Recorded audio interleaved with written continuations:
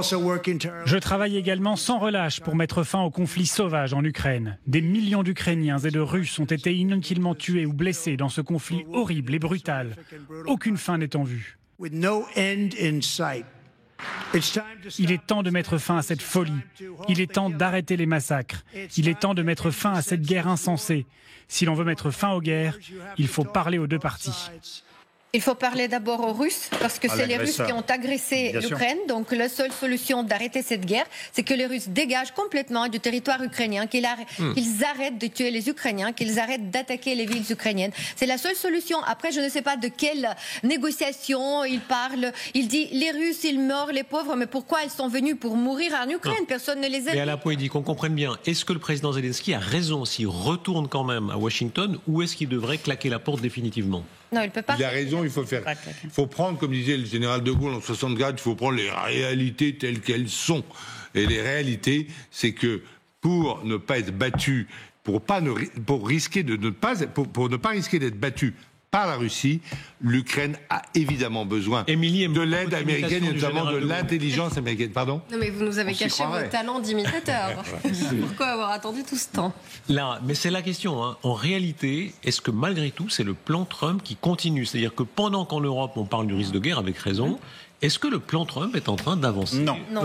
Guillaume. Je ne sais pas. Moi, je suis pas aussi affirmatif. Il y a une volonté de Trump d'avancer, mais ce soir, il y a Emmanuel Macron qui dit nous continuons à aider l'Ukraine. Nous ne pouvons pas accepter un cessez-le-feu qui soit inique pour les Ukrainiens. Donc il y a ces deux logiques qui s'affrontent. Moi, honnêtement, je ne sais pas. Je pense que c'est sur le terrain que ça va se jouer. Je suis pas suffisamment expert du rapport de force, de l'importance stratégique des aides, des équipements américains et européens pour savoir si les Ukrainiens mais pourquoi aller si loin ? C'est pas Emmanuel Macron d'accepter le cessez-le-feu, c'est Zelensky. Guillaume, pourquoi aller si loin dans la soumission aux Américains ? Ils ont quand même traité Zelensky de dictateur. Il y a eu la scène humiliante à la Maison-Blanche. Aujourd'hui, là, et or, on va quand même encore chez eux. Le président Zelensky. C'est la diplomatie. C'est la diplomatie. En fait, Zelensky, il veut pas. Vous ne pouvez pas casser juste la relation parce que vous avez le pays qui est au feu et au sang. Et donc, vous êtes obligé de composer avec cette brute de Trump, mais c'est de la réelle politique. Sauf que, soyons précis, Trump veut forcer les Ukrainiens à négocier, c'est-à-dire à geler le conflit. Ça veut dire que les territoires... Ça veut dire qu'il fait pression sur la victime. Donbass et Crimée resteraient occupés. Qu'est-ce qu'il a demandé aux Russes depuis 6 semaines? Donc, dans ces conditions-là, pourquoi continuer à négocier? On ne sait pas encore, mais Trump, il ne sait même pas non plus ce qu'il veut négocier. Parce que pour l'instant, ils tiennent à cet accord de métaux. Ils parlent tout le temps de cet accord. Mais l'accord sur les métaux rares n'a rien à voir avec la guerre ou la fin de la guerre ou cessez-le-feu. Mais aujourd'hui, dans l'état de cette susceptibilité extrême du président américain, je pense que les Ukrainiens surtout ne veulent pas se mettre sur le dos, et les États-Unis aussi, qu'on commence à recevoir les pershings qu'on demande tellement, mais pas de bon côté, vous voyez. Donc c'était l'idée de, allez, on va signer cet accord, donc il n'y a rien qui change. Président Zelensky, il a dit oui, on veut signer l'accord, tout est prêt, tout est négocié, on va arriver pour signer. Trump, il est content, on signe, mais ça donnera absolument rien, parce qu'il ne s'agit pas ni de fin de la guerre, ni de cesser. Avançons un peu, s'il vous plaît. Ce soir, déclaration de Trump, ou alors on passe dans un autre monde. Il parle de la domination américaine sur le monde, et là, on change, pour ainsi dire, de sujet. C'est jusqu'où veut aller cette équipe Trump ? Groenland, Panama, l'influence en Europe, l'alliance avec les Russes, jusqu'à quel point ? Et Mars, écoutez-le. Nous allons forger la civilisation la plus libre, la plus avancée, la plus dynamique et la plus dominante qui ait jamais existé sur la surface de cette terre. Nous allons créer les meilleures qualités de vie, construire la plus sûre, la plus riche, la plus saine des communautés du monde. Bon, Elisabeth, là, on n'entend pas vraiment le président Trump, on entend plutôt l'empereur Trump. Non, mais tout à fait. Et, bon, il y a plein de blagues là-dessus en ce moment aux États-Unis sur son côté très, il veut se présenter en empereur ou en roi. Mais on parlait justement de l'isolationnisme américain. Là, on n'est pas du tout dans l'isolationnisme. Au contraire, on a cette impression qu'il veut mener des guerres commerciaux, mais aussi il pourrait aller encore plus loin. Bon, je pense au Canada, mais pas seulement. Bon, on va espérer qu'il n'envahit pas son voisin, mais aujourd'hui, est-ce qu'on peut l'exclure? Et c'est ça, son discours est assez inquiétant sur cette domination et les mots qu'il utilise, ce vocabulaire est assez inquiétant. Ah, mais on a l'impression de faire un bond de plus de 100 ans en arrière dans la politique américaine. C'est une politique jacksonienne pure où les alliés ne comptent pas. À aucun moment il ne parle des alliés, il s'en fout en fait, la limite même c'est des fardeaux. Non, il ne parle que de la nation américaine, façon destinée manifeste, façon grand destin, etc. Mais le reste du monde en réalité il s'en fout. C'est en cela d'ailleurs qu'il y a un côté isolationniste et où ce n'est considéré que comme des marchés à conquérir ou des éléments qui vont permettre d'accroître la puissance. Donc on est à la fois une forme, c'est ça le jacksonisme, hein, c'est une forme d'isolationnisme agressif, en réalité, qui se fout du reste du monde. Et qui égoïsme. Oui, c'est ça, c'est l'égoïsme stratégique, on va appeler ça, comme ça, ou voilà, qui s'intéresse qu'à son étranger proche, pour prendre la même expression que pour les Russes, mais c'est tout. Vous avez remarqué, il fait la guerre à tous ses alliés, la guerre commerciale, la plus dure avec les alliés que il est ami avec Poutine, mais Poutine c'est exactement la même chose. Poutine, il est ami avec les Iraniens, avec la Corée du Nord, avec avec la Syrie de Bachar al-Assad, avec Hezbollah, avec Hamas, et il fait la guerre à qui? À la Géorgie, à l'Ukraine, voilà. Donc en fait, ils sont dans la même approche. À quel point on a changé d'époque? Impérialiste. Hubert Védrine dit on est même au 19e siècle. Il n'y a plus d'Occident. En réalité, les États-Unis, ceux-là, peut-être une partie des Américains, considèrent qu'ils n'ont pas de raison d'être plus pro-européens que pro-Amérique du Sud ou autre. C'est vraiment chaque nation pour ses combats et ses intérêts. Non, on est vraiment aux États-Unis, notamment, on est passé à notre génération. On en parlait avec des amis qui, comme moi, ont un certain nombre de grands-parents qui se sont battus pour l'Europe et pour les valeurs qu'on considère tous comme occidentaux. Aujourd'hui, il y a une bonne partie qui ont voté pour Trump, qui ne considèrent plus l'intérêt de l'Europe. Alors, que la menace soit plutôt en Asie, ça, il y en a beaucoup qui en parlent, mais c'est désintérêt de se tourner vers l'Europe, de considérer l'Europe comme nos alliés. Et on le voit aussi avec ceux qui l'entourent Trump, mais qui sont plus jeunes. Je pense à J.D. Vance, à Musk, mais aussi d'autres, qui ont un discours qui est presque plus inquiétant que le discours de Trump. Absolument. Et il y a autre chose aussi, ça veut dire que c'est non seulement, en fait, ce sont les intérêts différents, mais aussi ils rejettent en fait les relations internationales. En fait, les traités n'existent plus, les Nations Unies n'existent plus, l'ordre mondial n'existe plus. Et en fait, vous savez, le président de la République a parlé aujourd'hui dans son discours, il a dit on peut plus croire la Russie sur la parole, donc il faut prévoir les garanties, etc. Mais en fait, Trump non plus. En fait, ni sur la parole, ni même sur l'écriture, parce que vous savez ce qu'il a fait? Donc, en fait, sous l'administration Biden, les États-Unis ont signé un accord de 10 ans, comme avec 31 pays de coopération. Et en fait, actuellement, vous ne le trouvez plus sur le site du Department of State. Qui est l'exception? Moi, je rencontrais un diplomate américain l'autre jour qui disait, mais vous, les Européens, c'est vous l'exception. En réalité, vous parlez de Napoléon ou de Louis XIV, eux sont dans une logique de conquête. L'esprit de conquête, l'idée que leur civilisation est supérieure aux autres, c'était l'idée de Napoléon, de Louis XIV.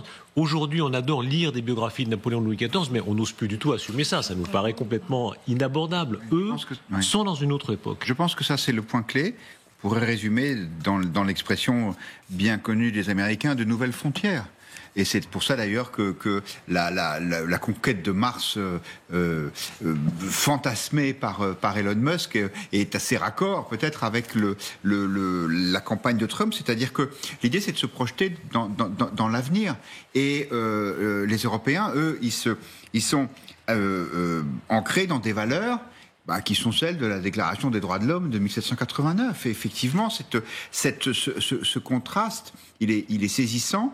Et moi, la question que je me pose, c'est est-ce que c'est pas les Américains qui sont le plus en accord avec l'époque ? C'est-à-dire que cette invasion de l'Ukraine, c'est un retour de la force, c'est un retour de la puissance. Et donc, face à cela, nos valeurs européennes auxquelles nous sommes si attachés et à juste titre, elles sont peut-être pas très efficaces. Et ça a été l'histoire française. La colonisation, les guerres de conquête, les guerres napoléoniennes, les guerres de Louis XIV, c'est l'histoire française.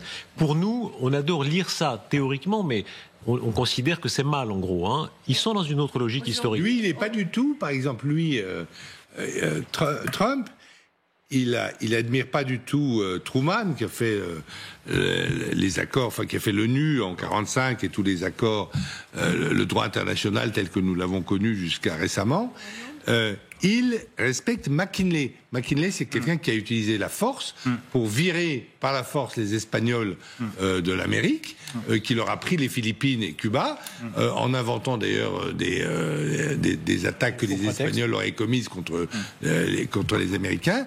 C'est une logique du 19e siècle, au même moment où effectivement nous partagions le monde au Congrès de Berlin, et les Anglais et les Français avaient leur empire colonial et leur projection de force au nom, vous l'avez bien dit, au nom de la civilisation. Et lui, Trump, il reprend ça au nom de la civilisation. Jusqu'où va maintenant, pardon, la connivence entre Trump et Poutine. Il faut absolument écouter le son qui va suivre, qui est le son typiquement, ce que dit Trump là, Poutine aurait pu le dire, c'est-à-dire l'humour réac, un peu rigolard, où il se moque des petites puissances, des LGBTQ, etc.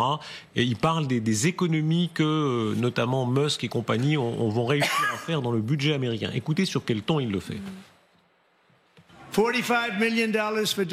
45 millions de dollars pour des bourses d'études sur la diversité, l'équité et l'inclusion en Birmanie. 40 millions de dollars pour améliorer l'inclusion sociale et économique des migrants sédentaires.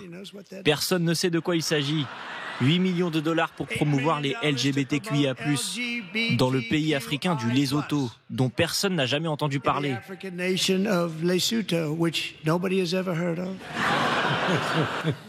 Ça fait rire Renaud Girard. Voilà, il attaque clairement ce qu'il appelle la décadence européenne.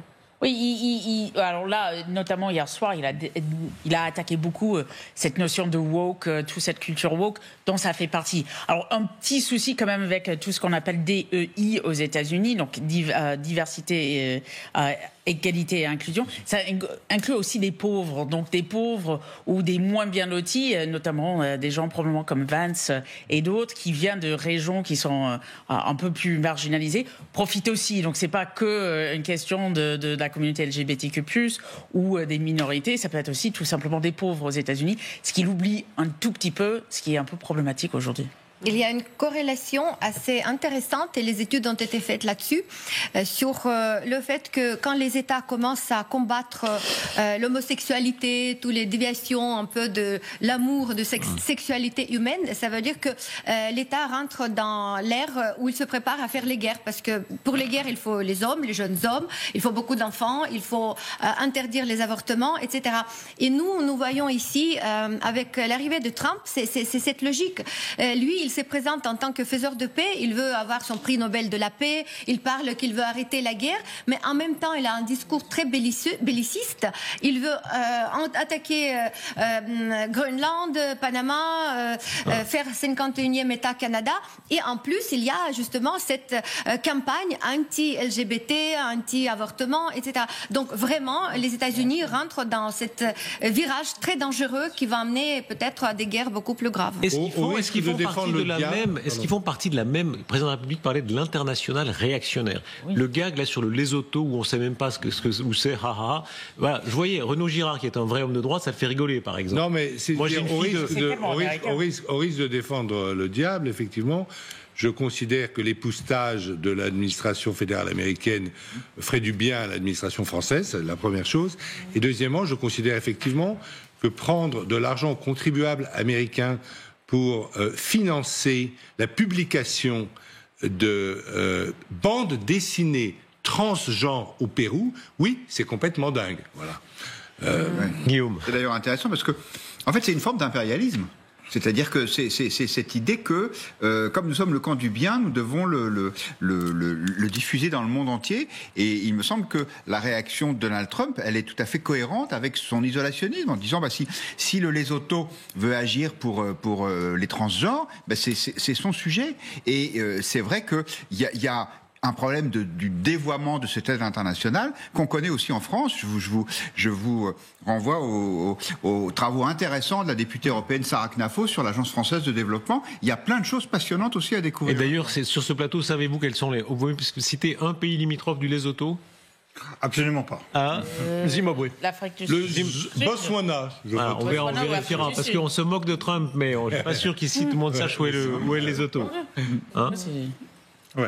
En revanche, la Gambie, vous savez, du Sud. Vous savez ce qui m'amuse sur cette Non, pas la Gambie. La Gambie, c'est beaucoup plus loin. Vous confondez la Gambie et le Zambie, mon colonel. La Zambie, pardon. Bah oui. Ce qui m'amuse dans cette histoire, c'est que J.D. Vance, c'était quelqu'un qui disait « I'm a never Trump guy ». Ah, mais Donc c'est un faux cul. Mais un faux. Marco Rubio aussi. Marco Rubio est quand même celui qui a fait voter et qui était à l'origine de la loi pour être sûr qu'on ne peut pas se retirer, que le président ne peut pas se retirer de l'OTAN tout seul. Et il se plie devant. Sergueï, vous parlez de valeurs. Sergueï, vous n'avez pas prêté serment au KGB, vous? Bah si, mais sauf que moi j'ai une excuse. Le KGB a disparu sans que je lui demande rien. Bravo, bien répondu.